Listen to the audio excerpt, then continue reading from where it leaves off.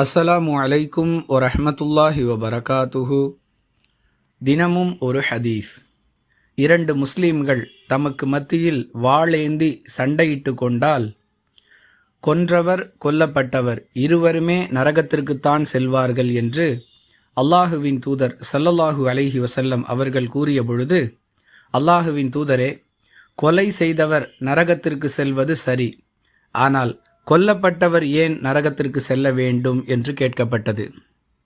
அதற்கு ரசூலுல்லாஹி ஸல்லல்லாஹு அலைஹி வஸல்லம் அவர்கள், இவர் ஒரு முஸ்லீமை கொலை செய்ய வேண்டும் என்று பேராசை கொண்டிருந்தார் என்று பதிலளித்தார்கள்.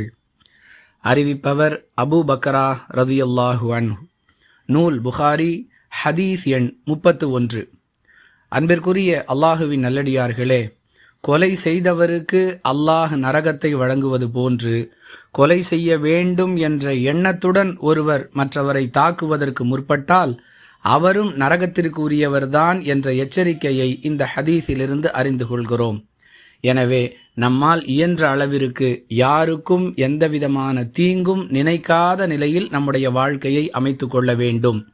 ஏனெனில் தீமை செய்வது எப்படி தவறு என்று சொல்லப்பட்டிருக்கிறதோ அதுபோன்று பிறருக்கு தீங்கு தர நினைப்பதும் இஸ்லாத்தின் பார்வையில் தவறு.